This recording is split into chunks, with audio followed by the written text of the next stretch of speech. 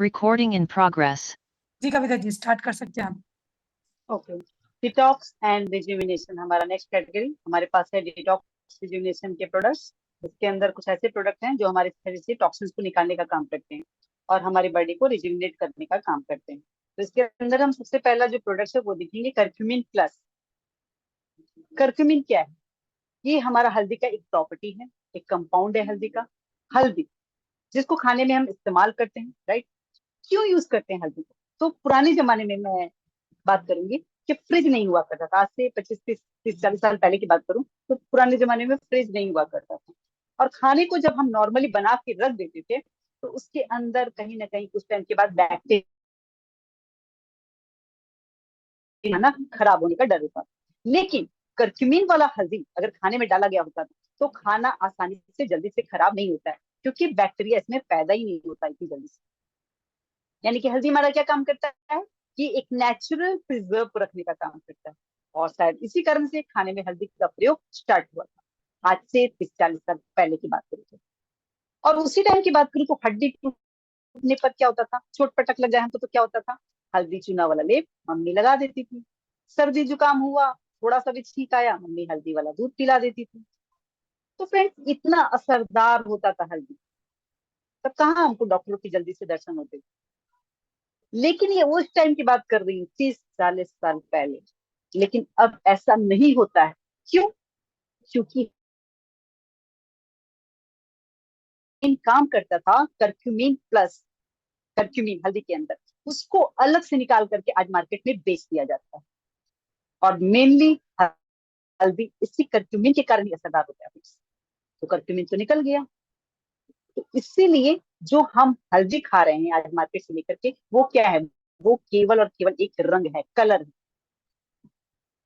और अगर मान लीजिए हम खाते भी हैं, जो भी मान लीजिए हम कहेंगे नहीं हम तो खुद के उगाया हुआ खा रहे हैं, तो वो भी अगर आप खाते, तो आप कितना खाते हो? मान लीजिए आप एक कढ़ाई सब्जी बना रहे हो, 5 लोगों के लिए बना रहे हो, 5 कटोरी सब्जी बनाओगे, तो आपके हिस्से में कितना आया? 1 कटोरी। और पूरी सब्जी में आपने कितना डाला? 1 चुटकी। और आपके हिस्से में कितना आया?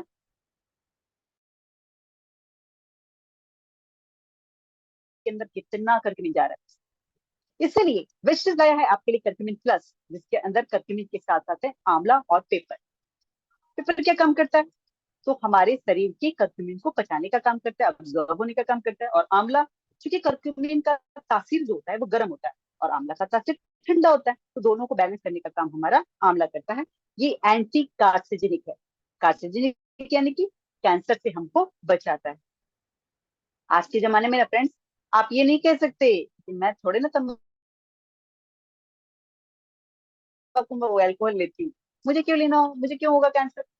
नो फ्रेंड्स, आज के टाइम में जिसने चाय तक नहीं पीती लाइफ में, मैंने अपने पड़ोस में उनको कैंसर से मरते हुए देखा। मैंने हॉस्पिटल में कैंसर से जूझते हुए देखा।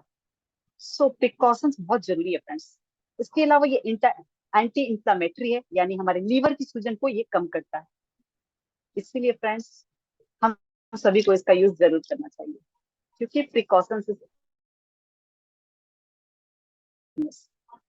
आगे बढ़ते हुए फ्रेंड्स मैं बात करना चाहूंगी ganoderma, the king of herbs.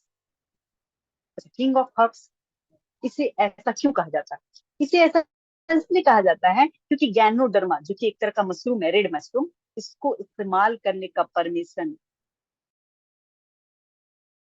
और सिर्फ राजाओं के पास होता था। प्रजा इसको यूज नहीं कर सकती। अच्छा, इसका क्या कारण है? प्रजा इसको क्यों नहीं यूज कर सकती? क्योंकि गैनोडर्मा के अंदर एक विशेष गुण पाया जाता है, ये हमारे डीएनए पर भी काम करता है, यानी कि जेनेटिक डिसऑर्डर। डीएनए मतलब तो आप समझते ही होंगे, जो हमारे अनुवांशिक गुण आते हैं, हेरिडिटी वाले गुण पेरेंट्स के बच्चों के, इस पर ये काम करता है डीएनए। तो इसीलिए इसको इस्तेमाल करने का हक केवल राजा के पास होता था, प्रजा के पास इसका हक नहीं होता था। लेकिन आज के टाइम में वेस्टिज कहूँ या बाकी कंपनियों ने भी आज हम सब के लिए इसको अवेलेबल। गैनोडर्मा किसी भी पर्टिकुलर ऑर्गन पर काम नहीं करता, बल्कि ये सेल पर वर्क करता है। इसको मैं एक एग्जांपल से आपको समझाना चाहूंगी। आप लोगों के घर में कभी चूहा मरा है क्या? अगर कोई मुझसे बात कर सके मैम। हाँ जी। कोई हेलो। मैं किसको अनम्यूट करूं? हाँ, ममता जी को कोई करती हूँ। मुझसे, मैम आप मेरे, हाँ आपने, ओके ममता मैम। जी, मैंने आपको अनम्यूट ऑप्शन दिया है, ममता जी। जी मैम। यस जी, कविता जी आपसे बात गुड करना मॉर्निंग चाहती है। ममता जी। जी जी, गुड मॉर्निंग ममता जी। जी कविता जी। जी कविता जी। ओके, मैं आपसे कुछ क्वेश्चन पूछना चाहती हूँ, क्या पूछ सकती हूँ? जी जी पूछिए। ओके, तो क्या आपके घर में कभी चूहा मरा है? हाँ। Okay, thank you. तो आपको कैसे पता लगा कि चूहा मरा है? उसकी बदबू से।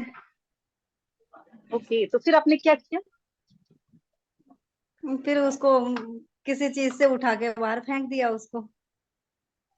ओके ओके, और फिर उसके बाद कुछ स्प्रे वगैरह भी किया होगा ताकि बदबू हट जाए? हाँ वो भी कर, हाँ वो भी किया। फिर साबुन वाबुन से हाथ वाथ भी धोए अच्छे से। जिस जगह पे पड़ा था उस जगह को भी सर्फ साबुन से अच्छा से धोए। साफ किया है ना? ओके, अगर मान लीजिए आप चूहे को वहां से नहीं हटाएंगे तो क्या होगा? जी इन्फेक्शन फैल जाएगा घर में, बहुत सारी बदबू आ जाएगी और पूरा घर बदबू से महकने लग जाएगा। वो तो एकदम पूरा ओके हो जाएगा जी, घर, रहने लायक ही नहीं रहेगा वो तो। ओके जी, थैंक, समझना था। तो फ्रेंड्स थैंक सोचिए, हमारे घरों में कितने कमरे होते हैं? केवल 5 और 6 कमरे होते हैं हमारे सेल, लेकिन हमारी बॉडी में कितने कमरे होते हैं? आई मीन कितने सेल्स हैं? 63 खरब सेल्स, जिसमें दिन रात केमिकल्स, टॉक्सिन्स, मरे हुए चूहे जैसे गंदगी जमा हो रही है। तो गैनोडर्मा एक ऐसा प्रोडक्ट है फ्रेंड्स, बल्कि सर से लेकर पांव तक जितनी भी 63 खरब कोशिकाएं हैं, उन सबसे गंदगी को, टॉक्सिन को निकालने का काम करता है। ये गैनोडर्मा पहले क्या करता है? स्कैन करता है कि कहाँ पर कुछ प्रॉब्लम है। बॉडी सेल्स में गंदगी को पहले स्कैन करता है, फिर उस गंदगी को मरे हुए चूहे की जैसे बाहर निकालता है और फिर रिपेयर भी करता है। यानी कि चूहा कहाँ मरा वो भी पता करेगा, उसको बाहर भी फेंकेगा और वहां की धुलाई पुछाई सफाई करके एकदम अच्छे से पोछा उछा लगाएगा। और जब हमारा शरीर साफ रहेगा तो बीमारी ऑटोमेटिक दूर रहेगी।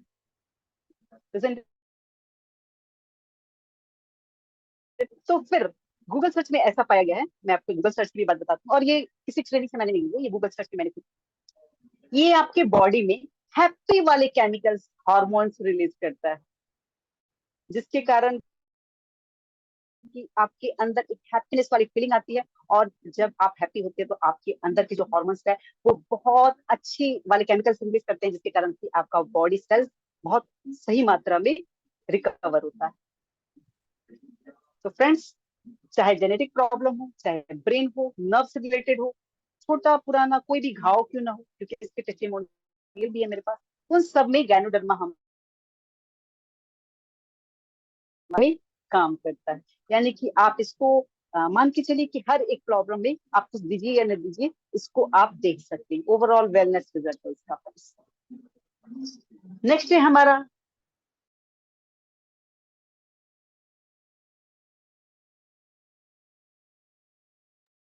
जी कविता जी, आपकी आवाज नहीं आ रही है। अगेन नेटवर्क इशू उनके साथ।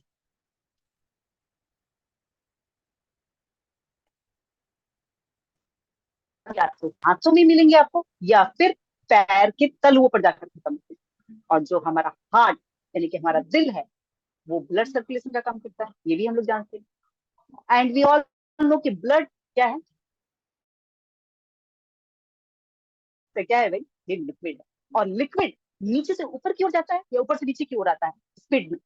जी हाँ, ऊपर से नीचे की ओर आता है।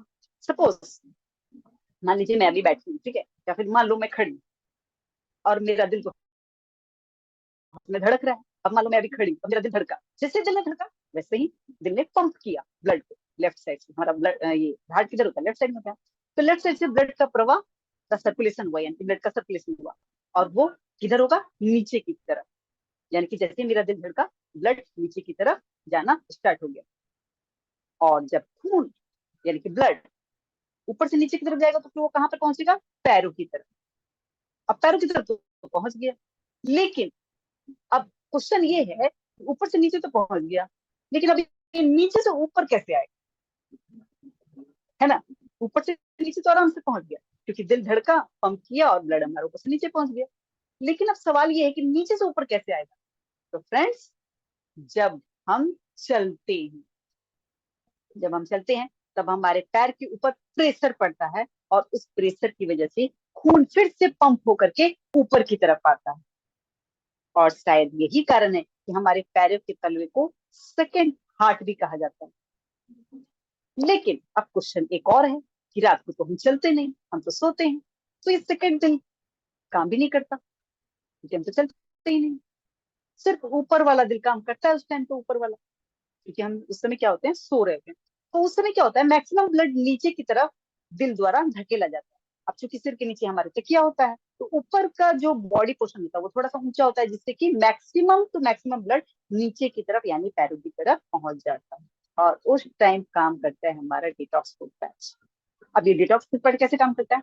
रात को सोते टाइम, जब हम रात को सोने जा रहे हैं, तो पैरों को अच्छे से धो करके, धूप करके, सुखा करके, जब आप इसके ऊपर फुट पैच पैरों के नीचे लगाते हो, तो उस फुट पैच के अंदर, जो हमारा फुट पैच होता है, उसके अंदर कुछ ऐसी जड़ी बूटी है, कुछ ऐसे डस्ट पाउडर है, लाइक मोको पाउडर, ड्राई वुड विनेगर। तो ये सब क्या करते हैं, ये इसके अंदर इतना कैपेसिटी है, इस पाउडर्स के अंदर इतना कैपेसिटी है कि आपके ब्लड के अंदर जितनी भी गंदगी है, जितने मेटल्स हैं,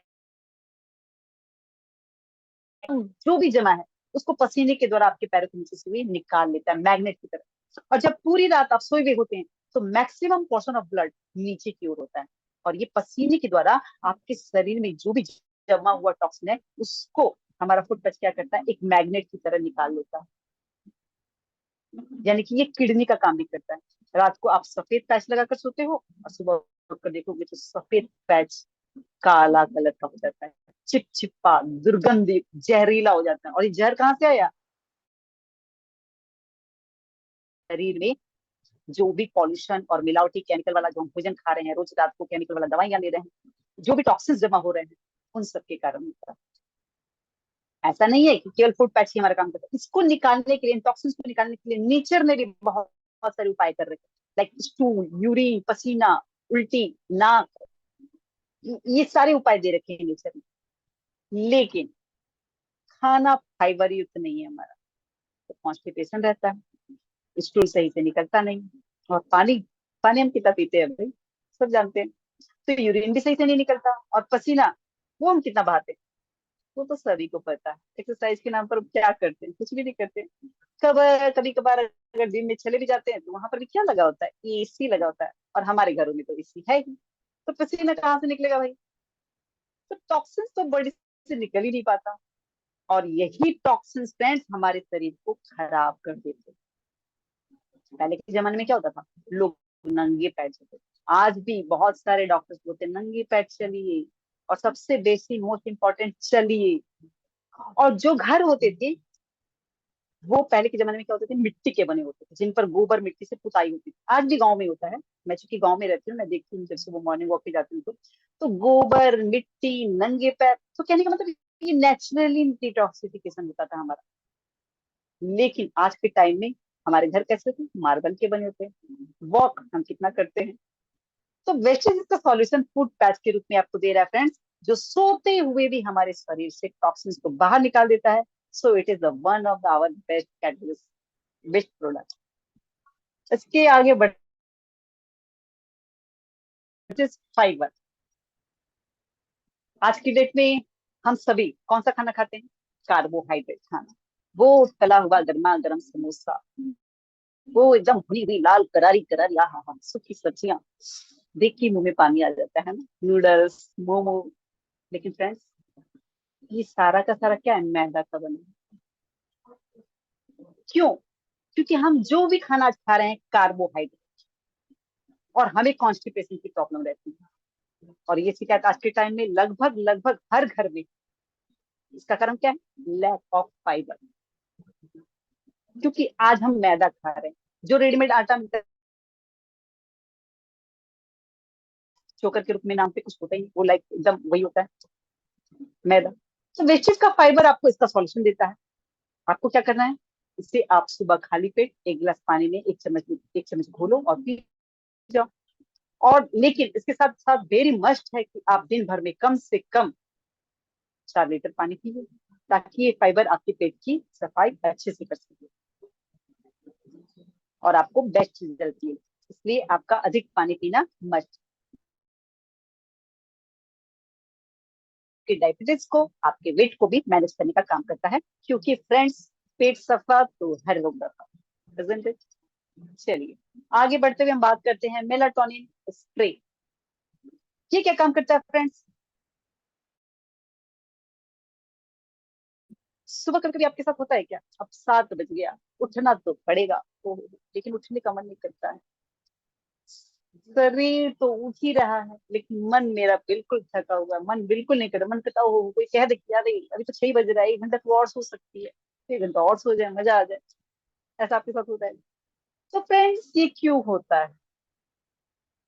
ये होता है दिन भर के स्ट्रेस के कारण, हमारे ओवर थिंकिंग के कारण, जिसके कारण हमें रात में अच्छे से नींद नहीं आती और हम सुबह फ्रेश नहीं हो पाते। तो हमारा मेलाटोनिन ओरल स्प्रे ये क्या काम करता है? इसको आपको सोते समय, रात को सोते ही टाइम पे अपनी 2 या 3 स्प्रे, एक स्प्रे लिया, थोड़ी देर रुके और फिर दूसरा स्प्रे लिया, फिर रुके, फिर तीसरा स्प्रे लिया। और जब आप इस तरह से स्प्रे लेकर के सोते हो तो दिन भर की जो आपकी स्ट्रेस है वो गायब होकर आपको बहुत शानदार नींद देती है और सुबह आप अपने आप को बिल्कुल तरोताजा फ्रेश फील करते हैं।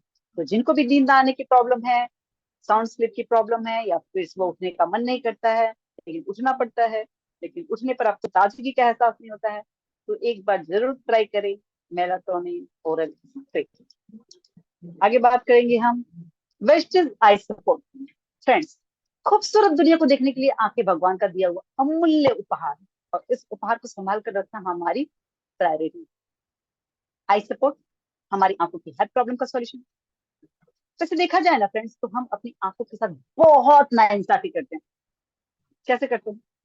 तो मैं आपको समझाती हूँ। हमारी आंखें बनी किस लिए ये बताइए? ये बनी है सोर्स ऑफ लाइट को डायरेक्टली देखने के लिए। क्या उसी को देखने के लिए? यानी सूर्य को लगातार आप डायरेक्टली धूप में देखो 1 घंटा, उसी के लिए बनी है ना? अरे नहीं, बल्कि फ्रेंड्स हमारी आंखें बनी है सोर्स ऑफ लाइट को डायरेक्टली देखने के लिए नहीं, बल्कि सोर्स ऑफ लाइट के रिफ्लेक्शन को देखने के लिए। सपोज सूर्य को तेज लाइट में दोपहर में डायरेक्ट आप देखिए 10 मिनट, 10 मिनट भी देखिए लगातार, क्या होगा? बेटर समझ सकते हैं आपको। लेकिन हम रोज कुछ ऐसा ही कारनामा कर रहे हैं फ्रेंड्स। कैसे? आप पूछेंगे कैसे, तो मैं अभी आपको समझाऊंगा। मोबाइल का स्क्रीन, जैसे कि अभी हम लोग देख रहे हैं, तो मोबाइल के स्क्रीन पर की जो लाइट है, टीवी की जो लाइट है, लैपटॉप की जो लाइट है, वो डायरेक्ट डायरेक्ट हम आंखों पर जा रही है हमारी। कैसे? जैसे हम सनलाइट को डायरेक्ट देखते हैं, वैसे ही हम लोग मोबाइल को क्या हो रहा है, डायरेक्ट देख रहे हैं। तो रिफ्लेक्शन समझना चाहूंगी। रिफ्लेक्शन क्या होता है? मानो मेरे हाथ में एक पेन, ठीक है, तो अब मान लीजिए रूम में लाइट नहीं है, अंधेरा है, बिल्कुल एकदम रात का अंधेरा है, उसमें क्या आपको ये पेन अपना हाथ का रखा हुआ दिखेगा? नहीं दिखेगा। क्यों? क्योंकि सोर्स ऑफ लाइट यानी कि बल्ब की रोशनी या फिर किसी और चीज की रोशनी है ही नहीं। लेकिन सोर्स ऑफ लाइट यानी कि मान लो मैं बल्ब जला लेती हूँ, ट्यूब लाइट जला लेती हूँ, तो उसकी रोशनी आंखों में पड़ी, वो रिफ्लेक्ट होकर पेन पर पड़ी, तो मुझको वो पेन दिखाई पड़ता है कि यस ये पेन है या फिर ये कॉपी है, राइट? तो हमारी आंखें ऐसे काम करती हैं। डायरेक्ट रोशनी तो देखने के लिए फ्रेंड्स हमारी आंखें नहीं बनी है, लेकिन मोबाइल या लैपटॉप या टीवी, इसका स्क्रीन क्या है? These are the source of light, जिसको हम डायरेक्ट रोज कितनी देर लगातार देख रहे हैं फ्रेंड्स। हाँ, तो मैं इसको ये समझाना चाहती हूँ फ्रेंड्स कि सूरज की तरफ 1 घंटा देखना, it's the like of suicide of eyes. क्या है? Suicide of eyes. लेकिन टीवी मोबाइल की तरफ डायरेक्टली देखना, this is slow poison. Slow poison कैसे काम करता है? वो तुरंत पता नहीं चलता है, धीरे धीरे धीरे इसका जब इफेक्ट पड़ता है ना तब आपको पता चलता है। लेकिन मजबूरी है भाई, करना ही पड़ेगा, it's a part of our life, digital दुनिया है। तो फ्रेंड्स आप और कुछ तो कर नहीं सकते, लेकिन इतना तो कम से कम आप कर ही सकते हो कि आई सपोर्ट का यूज हम करें, जो आपकी आंखों को सुरक्षा देगा। तो रोशनी आंखों की सही रखने के लिए हम इतना कर सकते हैं। आंखों की कोई भी प्रॉब्लम हो, चाहे जलन हो, पानी गिरना, सूखापन, खुजलाहट हो, ड्राइनेस हो, चश्मे का पावर बढ़ गया है, इन सब चीजों पर हमारा आई सपोर्ट असरदार तरीके से काम करता है। और हाँ, रेटिना प्रॉब्लम पर भी ये अच्छा रिजल्ट देता है। तो इसका जो डोज है वो खाने के साथ साथ खा सकते हैं इसको आप। इतना रहने दें मैम कि आगे बढ़े? जी कविता जी, और कितना अभी आपका एक सेशन और जाएगा इसके साथ? जी मैम। तो फिर आज वाइंड अप करते हैं या कल करेंगे फिर कंटिन्यू, क्योंकि ऑलरेडी ओके